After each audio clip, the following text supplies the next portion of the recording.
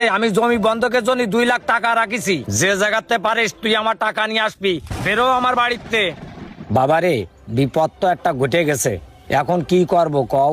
এখন কি আর করার, দেখেন টাকা ম্যানেজ করতে পারেন কিনা। টাকা ম্যানেজ হলে আমারে খবর দেন, আমি এসে নিয়ে যাবো। আচ্ছা ঠিক আছে বাবা, আচ্ছা কাকা, তাহলে তুমি যাও। ঠিক আছে।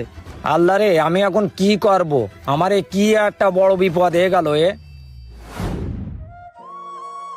আব্বা, ও আব্বা, কিরে তুই বাড়ি আইছিস?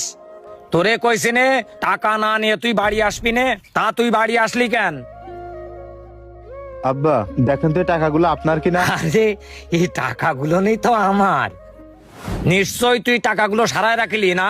না আব্বা, এই টাকাগুলো আমি সারায় রাখিনি। তাহলে কি হয়েছে শোনেন। ও ভাই। ভাই আপনি?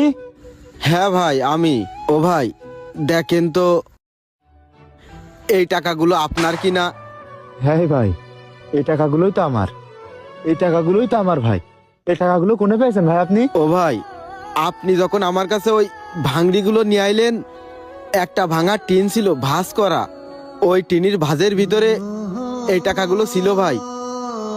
আমি এই টাকা দেখে লোভ সামলাতে পারিনি, আপনারেও কিছু কইনি।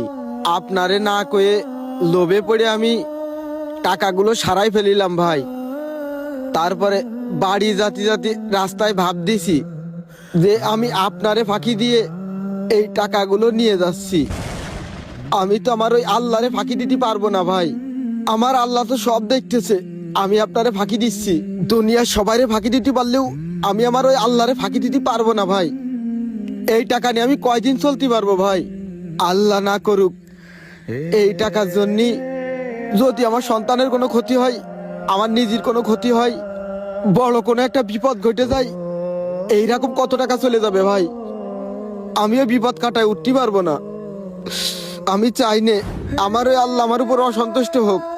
গরিব মানুষ, আমি কর্ম করে খাই, যেটাই হয় ওইটাই আমার রিজিক ভাই। আমি মেলা বড় লোভ করছিলাম, আমি অন্যায় করে ফেলেছি। আপনি আমারে মাফ করে দিয়েন ভাই। আপনি না মাফ করলি আমার ওই আল্লাহ আমারে মাফ করবে না। ও ভাই, আপনি আমার মেলা বড় উপকার করেছেন, আর আপনি অনেক ভালো মানুষ। এই সমাজে আপনার মতো একজন ভালো মানুষ পাওয়া যায় না ভাই। আমি সত্যি লোভ করছিলাম ভাই, আমারে মাফ করে দিয়েন। এরাম লোভ যেন কেউ না করে, এরাম লোভ যেন কেউ না করে। থাকেন ভাই, মাফ করে দিয়েন। তাহলে